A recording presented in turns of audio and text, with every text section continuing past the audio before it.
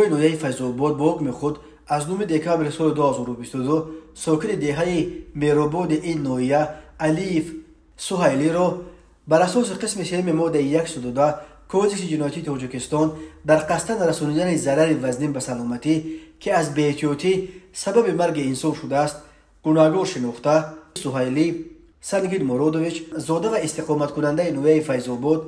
جماعت دیهات میرآباد دهه میراب شب 20 سپتامبر سال 2022 معشوقش روپ و میرانگیز زاده و استقامت کننده نویه فیض‌آباد جماعت دیهات جوانان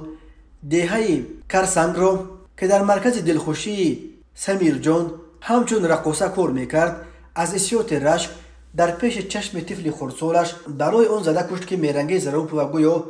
در آن مرکز با یک جوان دیگر رقصیده و او را به آغوش کرده است. خود سهیلی الیف و نزدیکانش برای شرح قضیه دسترس نیستند، ولی بنا به فرضیه دادستانی او شب 20 سپتامبر سال 2022 تخمینا ساعت 20:00 دقیقه هنگام در مرکز دلخوشی سمیر جان واقع در دهه لولگی نویه فیض‌آباد قرار داشتنش تخمینا 500 گرم نوشاکی سپیرتی نوع عرق استعمال نموده در حالت مستی از مرکز دلخوشی مذکور با معشوقش روپ و میرانگیز که در همین مرکز دلخوشی همچون رقاصه کار میکرد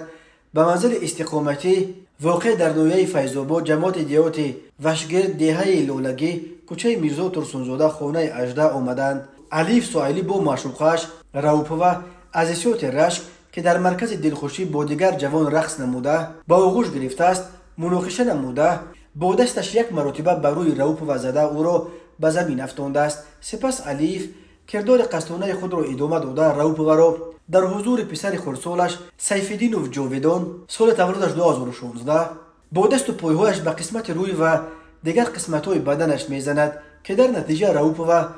جراحات گوناگون جسمانی برداشته در جای حادثه به هلاکت رسیده است. بسیاری کاربران به جاویدان 6 ساله دلسوزی نشان داده نوشتند لحظه قتل بیرحمانه مادرش دیگر یک عمر در خاطر این طفل معصوم که شاهد بی‌واسطه این وحشانیت شده بود نقش می‌بندد. کاربران می‌نویسند که طفل به کمک جدی روانی نیاز دارد، ولی در شرایط تاجیکستان معمولاً چنین مسئله را زیاد جدی نمی‌گیرند. برخی کاربران نوشتند که مرکزهای دلخوشی که حالا تقریباً در هر شهر و نویه‌های تاجیکستان پیدا شدند